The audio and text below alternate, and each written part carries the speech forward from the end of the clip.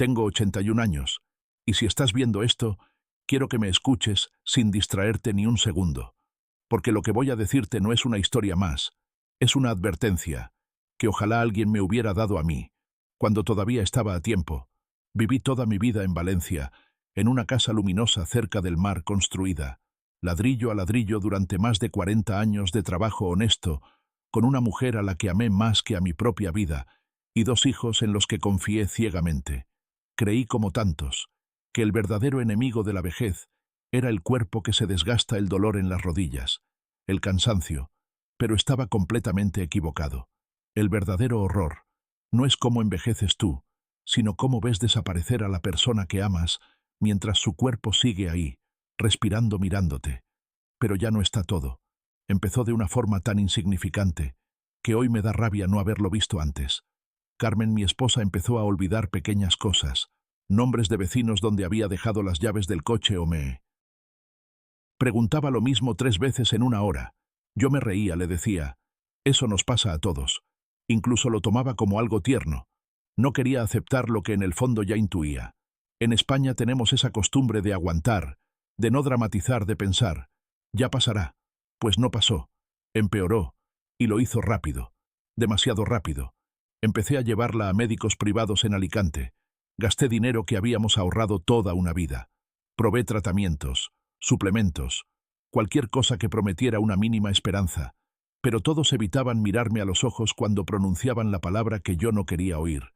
Demencia. Yo me negué. Convertí nuestra casa en una especie de fortaleza. Quité cuchillos de la cocina. Escondí productos peligrosos. Controlaba cada paso que daba. Dejé de ver a mis amigos. Dejé de salir. Dejé de vivir. Solo. Existía para vigilarla. Dormía 2 horas como mucho siempre, con un oído atento. Por si abría la puerta de madrugada, vivía con el miedo constante de que saliera sola a la calle y no supiera volver. Y mientras tanto ella se iba borrando poco a poco. Primero olvidó nuestros viajes por Europa, luego a nuestros amigos de toda la vida, después los nombres de nuestros nietos, hasta que un día entendí que pronto también me olvidaría a mí. Lo más duro no fue el cansancio ni el estrés, fue la impotencia, encerrarme en el baño, abrir el grifo para que no se oyeran mis gritos y llorar como un niño, rogando por una sola hora, con la mujer que conocía solo una conversación real. Pero eso nunca volvió. Cada día perdía algo más. Ayer no sabía usar el mando de la tele. Hoy no sabía abrir el grifo, y yo sabía perfectamente qué vendría después. Pero hubo un momento que me partió en 2, y que jamás voy a olvidar. Era un martes por la mañana. La luz entraba tranquila en el salón. Le llevé sus galletas de avena favoritas y una taza de manzanilla. Me acerqué despacio. Le toqué el hombro, y ella se apartó de golpe como si yo fuera un desconocido peligroso. Me miró con unos ojos llenos de miedo, completamente vacíos, y me dijo: ¿Quién eres? ¿Qué haces en mi casa? En ese segundo, sentí que algo dentro de mí se rompía para siempre. Se me cayó el plato de las manos. Intenté explicarle. Le repetía mi nombre. Le enseñé mi anillo, nuestras manos arrugadas. Intenté abrazarla, pero empezó a gritar, a pedir ayuda, a llamar a su padre, que llevaba más de 30 años muerto. Me llamó intruso. Me pidió que me fuera de su propia casa, y justo cuando pensé que ya no podía sentir más dolor, me equivoqué. Porque ese mismo día empezó otra pesadilla, una mucho más fría, mucho más calculada, y venía de mi propia sangre. Mis hijos no aparecieron por amor ni por preocupación. Aparecieron por dinero, y lo entendí demasiado tarde. Al principio fueron llamadas cada vez más frecuentes, preguntando por el estado de su madre con ese tono falso de interés que yo quise creer. Pero después empezaron a revisar nuestros movimientos bancarios, porque siempre habían tenido acceso, y fue ahí cuando vieron los gastos médicos, las consultas privadas, los tratamientos, y algo en ellos cambió de inmediato. Dejaron de ser hijos y se convirtieron en contables fríos, calculando cuánto tiempo más podía durar aquello y cómo afectaría a lo que ya consideraban su herencia. 3 días después, estaban en mi casa en Valencia, los 2 juntos. Javier, el mayor, siempre impecable, siempre correcto, con esa sonrisa que nunca llega a los ojos, y Marcos, el pequeño, más impulsivo pero igual de ambicioso. Caminaron por el salón como si ya no fuera mi casa. observándolo todo en silencio, como evaluando lo que pronto sería suyo. No me preguntaron cómo estaba. No me preguntaron si necesitaba ayuda. Lo primero que dijeron fue: «Tenemos que hablar de mamá». Y en ese momento supe que algo iba muy mal. Intenté explicarles la situación, que todo estaba bajo control, que Carmen estaba siendo atendida, que yo podía cuidarla, pero no me escuchaban. Javier sacó unos papeles del maletín y empezó a hablar con una calma que helaba la sangre, diciendo que lo mejor para todos era ingresarla en una residencia especializada en las afueras de Alicante, un sitio seguro, profesional, donde no representara un riesgo ni para ella ni para nadie más. Esa frase no era casual. Iba dirigida a mí, insinuando que yo era el problema, que ya no era capaz de manejar la situación, que mi edad me hacía peligroso. Me quedé en silencio unos segundos, intentando procesar lo que estaba pasando, mientras Carmen estaba en la habitación mirando por la ventana, completamente ajena a todo. Entonces dije: «No, así de simple. No la voy a encerrar en ningún sitio mientras yo esté vivo». Y ese fue el momento en que dejaron de fingir. Marcos golpeó la mesa con la mano y empezó a hablar de dinero, de gastos, de que aquello era insostenible, de que yo estaba tirando por la borda lo que ellos también consideraban suyo. Javier fue más frío, más preciso. Dijo que si yo no tomaba una decisión racional, ellos lo harían por mí, que ya habían consultado con abogados y que existían mecanismos legales para proteger el patrimonio familiar de decisiones irresponsables. Y entonces lo entendí todo. No estaban preocupados por su madre, estaban preocupados por el dinero, por la casa, por el futuro reparto. Intenté echarlos de casa, pero no se movieron. Javier me miró fijamente y dijo una frase que todavía resuena en mi cabeza: «Papá, tú ya no estás en condiciones de decidir nada». Esas palabras me golpearon más fuerte que cualquier otra cosa, porque no eran solo una amenaza, eran una sentencia. Esa misma noche empezaron las llamadas. Primero del banco, preguntando por movimientos sospechosos. Después, de un despacho de abogados, solicitando documentación médica mía y de Carmen. Al día siguiente recibí una notificación oficial, una solicitud para evaluar nuestra capacidad mental, firmada por mis propios hijos. Aquello ya no era una discusión familiar, era una guerra, y yo estaba completamente solo. Dejé de dormir casi por completo. Cada ruido me sobresaltaba, cada llamada me hacía temblar.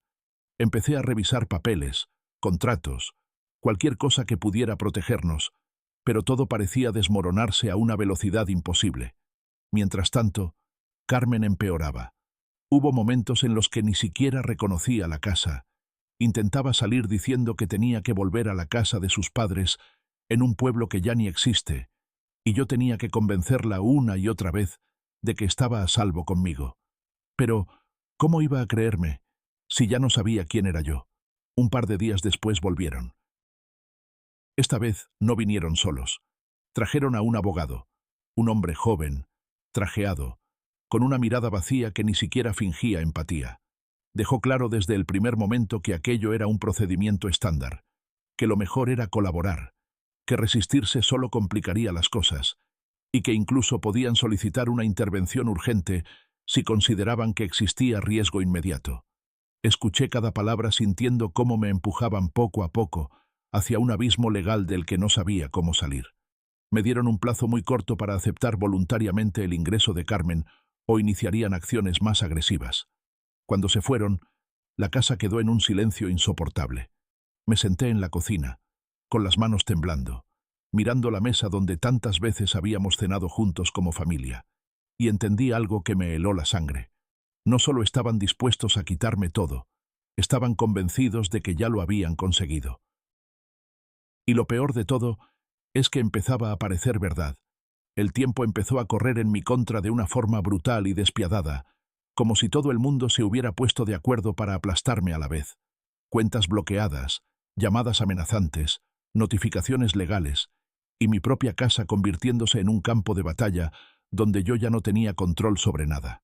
Cada día que pasaba, Carmen se hundía un poco más en ese mundo oscuro al que yo no podía seguirla, y yo me estaba rompiendo por dentro sin darme cuenta de que lo peor aún no había llegado. Aquella noche no pude dormir en absoluto.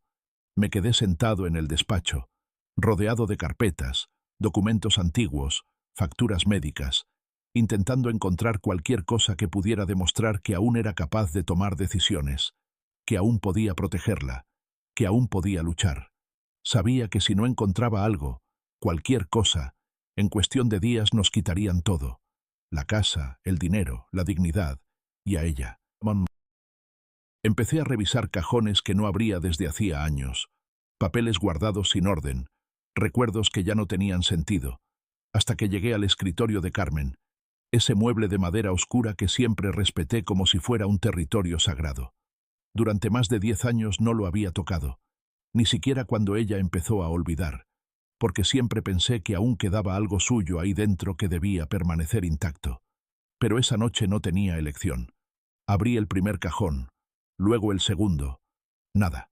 Solo papeles viejos, agendas, cartas. Estaba a punto de rendirme cuando noté algo extraño al fondo. Una resistencia leve, como si la base no fuera sólida. Presioné con los dedos, y entonces lo vi. Un doble fondo perfectamente oculto. El corazón empezó a latirme con fuerza mientras lo abría, y dentro había una pequeña caja fuerte metálica. Me quedé congelado unos segundos, intentando entender qué hacía eso ahí. Carmen nunca me había dicho nada. Nunca. Intenté abrirla sin éxito, pero algo en mi interior me dijo que probara una fecha. Sin pensarlo demasiado, marqué el día en que nos conocimos, aquella tarde de primavera en Valencia, hace más de 50 años, y el mecanismo hizo clic. Ese sonido cambió todo. Dentro no había dinero ni joyas. Había algo mucho más peligroso.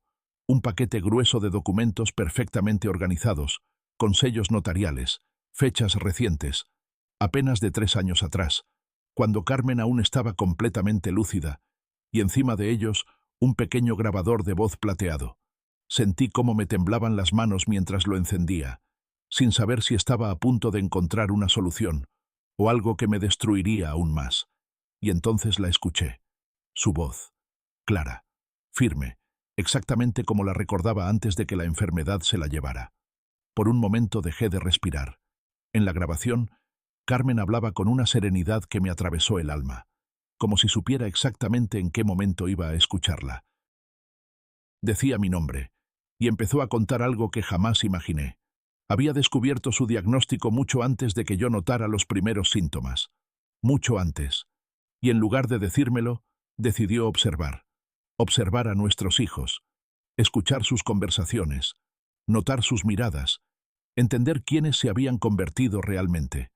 Lo que encontró la aterrorizó más que la propia enfermedad. Hablaba de cenas familiares donde ellos, creyendo que ella no prestaba atención, insinuaban vender la casa, dividir el dinero, adelantarse al inevitable final. Decía que en ese momento entendió que yo no solo iba a enfrentar la pérdida de su mente, sino también una guerra contra nuestra propia sangre. Y entonces hizo algo que yo jamás hubiera esperado. Durante meses, en silencio, mientras yo aún creía que todo estaba bien, contrató a uno de los mejores abogados especializados en patrimonio en toda la Comunidad Valenciana. Preparó cada detalle. Firmó documentos. Pasó evaluaciones médicas para demostrar que estaba en pleno uso de sus facultades.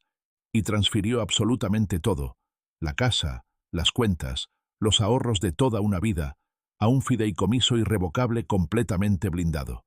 Un sistema legal diseñado para que nadie, absolutamente nadie, pudiera tocarlo. Nadie, excepto yo. Me nombró administrador único, con control total, sin posibilidad de intervención externa, ni siquiera de nuestros hijos. En ese momento sentí algo que no puedo describir con palabras. Una mezcla de dolor insoportable, orgullo infinito y una rabia que me quemaba por dentro. Mientras yo luchaba por no perderla, ella ya estaba luchando por salvarme a mí. La grabación terminaba con su voz quebrándose ligeramente, diciéndome que lo sentía, que sabía lo que venía, que no quería que yo cargara con todo, pero que no podía permitirse dejarme indefenso ante ellos. Y entonces entendí algo que me hizo levantarme de la silla como si de repente me devolvieran la vida. Yo no estaba derrotado. Aún no. Porque en mis manos no tenía solo papeles, tenía un arma. Y ellos no tenían ni idea. La mañana siguiente llegó más rápido de lo que estaba preparado para afrontar, y por primera vez en semanas no sentía miedo. Sentía una calma fría, casi peligrosa, como si algo dentro de mí se hubiera reorganizado por completo durante la noche. Ya no era el hombre agotado que apenas podía sostenerse en pie. Ahora sabía exactamente lo que tenía en mis manos y lo que estaba a punto de hacer. No tuve que esperar mucho. A media mañana, escuché el sonido de la puerta principal abriéndose sin permiso, pasos firmes entrando en la casa como si ya no me perteneciera, voces seguras de sí mismas. Venían preparados para terminar lo que habían empezado. Javier entró primero, seguido de Marcos, y detrás de ellos 2 hombres más, su abogado y un funcionario judicial.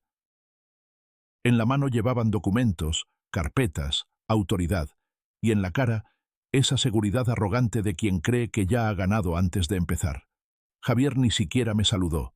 Solo dijo con voz firme que traían una orden preliminar para el ingreso inmediato de Carmen y la intervención temporal de nuestros bienes mientras se resolvía el proceso.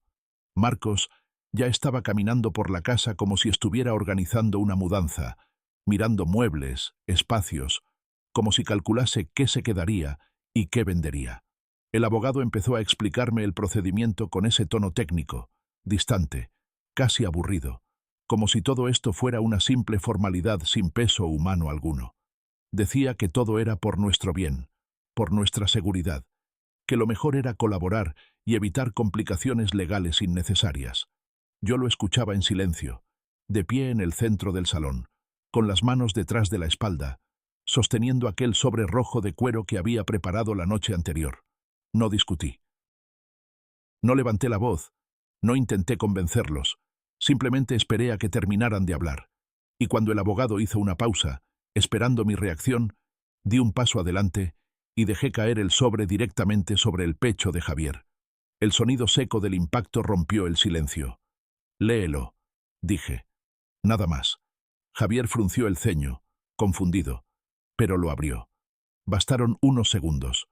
Vi cómo sus ojos recorrían las páginas, cómo su expresión cambiaba lentamente, cómo la seguridad desaparecía y era reemplazada por algo que no esperaba ver en él. Miedo. El abogado, intrigado, tomó los documentos de sus manos y empezó a leerlos también. Esta vez tardó un poco más, y cuando terminó, dio un paso atrás, como si hubiera tocado algo peligroso. Su tono cambió por completo. Ya no había superioridad, ya no había control. Miró a mis hijos y les dijo en voz baja, pero perfectamente audible, que aquello no solo invalidaba todo el procedimiento que habían iniciado, sino que además podía volverse en su contra de una forma extremadamente grave. Habló de fraude, de manipulación de patrimonio, de posibles consecuencias penales, de prisión. El silencio que siguió fue absoluto. Marcos dejó de moverse. Javier se quedó rígido, pálido, incapaz de reaccionar. Por primera vez desde que todo había empezado, yo tenía el control. Me acerqué un poco más. Miré directamente a los ojos de mi hijo mayor y dije con una calma que ni yo mismo reconocía: «Salid de mi casa». No grité. No hizo falta. Ellos entendieron perfectamente. No hubo discusión. No hubo amenazas. Solo miedo. Recogieron sus cosas, evitaron mirarme, y en cuestión de segundos estaban fuera, como si aquel lugar de repente se hubiera vuelto hostil para ellos. La puerta se cerró, y el silencio regresó. Pero esta vez era diferente. No era un silencio de derrota. Era un silencio de victoria. Me quedé de pie unos segundos, respirando despacio, sintiendo cómo algo dentro de mí volvía a su sitio después de días de caos absoluto. Había ganado. Había protegido todo lo que ella había querido proteger. Había detenido exactamente lo que Carmen había previsto. Pero cuando me giré hacia el sofá, la realidad volvió a caer sobre mí como un peso imposible de soportar. Ella estaba allí, sentada, mirándome con esos mismos ojos perdidos, desconectados, ajenos, como si nada hubiera pasado, como si yo no existiera. Y en ese momento entendí la verdad más cruel de todas. Podía ganar todas las batallas del mundo, y aún así, perder lo único que realmente importaba. Cerré la puerta lentamente, y por primera vez en mucho tiempo no había nadie esperando al otro lado. No había llamadas, no había amenazas, No había pasos invadiendo mi casa, solo el silencio, y ese silencio tenía un peso que me aplastaba el pecho porque no era paz, era vacío. Caminé despacio hacia el salón, como si cada paso me acercara a una verdad que ya no podía evitar, y allí estaba Carmen sentada en el sofá, con las manos apoyadas sobre las rodillas, mirando hacia ningún sitio, con esos ojos que alguna vez conocieron cada detalle de mi vida, y que ahora no veían absolutamente nada de mí. Me senté a su lado con cuidado, como si pudiera romperse al tocarla, y tomé su mano fría, frágil, casi ajena, y por un segundo imaginé que todo había sido un mal sueño, que en cualquier momento giraría la cabeza, me sonreiría, y diría mi nombre como siempre lo hacía, pero ese momento nunca llegó. Ella no reaccionó, no me miró, no me reconoció, y aún así no solté su mano porque entendí que ya no se trataba de que ella supiera quién era yo, se trataba de que yo no olvidara quién era ella. Para mí, me incliné un poco hacia ella, y con una voz suave que apenas me reconocía a mí mismo, dije mi nombre como si fuera la primera vez que nos conocíamos, y repetí las mismas palabras que le dije aquella tarde, hace más de 50 años. Cuando todo empezó, le hablé despacio, sin esperar respuesta, contándole quién era yo, quién era ella, quiénes habíamos sido juntos, como si pudiera reconstruir nuestra historia desde cero, aunque supiera que no iba a cambiar nada, porque el amor en ese punto ya no era memoria ni palabras, era decisión, era quedarse, era sostener, incluso cuando no queda nada que sostener. Los días siguientes fueron extrañamente tranquilos. Mis hijos desaparecieron como si nunca hubieran existido, ni una llamada, ni un mensaje, ni un intento más. Su ambición se convirtió en miedo, y su miedo en distancia, y yo sabía que aquello no había terminado del todo, pero ya no me importaba porque lo único que realmente estaba en juego nunca fue el dinero, ni la casa, ni las cuentas, fue ella. Y yo ya había decidido cómo iba a luchar esa batalla. Encontré ayuda. Contraté a una cuidadora que venía por las mañanas. Organicé la casa para hacerla más segura. Aprendí a vivir en un ritmo completamente diferente, donde el tiempo no se mide en días, sino en pequeños momentos, en gestos mínimos, en una mirada que dura un segundo más de lo normal, en una calma inesperada, en medio del caos. Hubo días difíciles, noches interminables, momentos en los que sentía que no podía más, pero nunca volví a sentirme derrotado, porque ahora entendía algo que antes no veía. No se trata de salvar lo que se pierde, se trata de proteger lo que aún queda una tarde, mientras la luz del sol entraba suavemente por la ventana. Carmen giró la cabeza hacia mí durante un segundo. Sus ojos se detuvieron en los míos. No había reconocimiento, no había memoria, pero tampoco había miedo, y en ese instante, algo dentro de mí se calmó como si todo, el dolor todos los días sin dormir, todas las batallas hubieran valido la pena, no por recuperar lo que fue, sino por ese pequeño instante en el que aún quedaba algo de nosotros. No sé cuánto tiempo más tendremos, no sé si algún día volverá a decir mi nombre, pero ya no vivo esperando eso, vivo, sabiendo que estoy donde debo estar, que no la abandoné cuando más me necesitaba, que cumplí la promesa que hice hace más de medio siglo, cuando dije que estaría a su lado en la salud y en la enfermedad, incluso cuando la enfermedad se lo lleva todo. Si estás escuchando esto, no esperes, no confíes ciegamente, no ignores las señales. Protege lo que es tuyo, protege a quien amas, porque cuando llegue el momento, nadie va a hacerlo por ti, y a veces el mayor acto de amor no es recordar juntos, sino quedarse cuando el otro ya no puede recordar nada.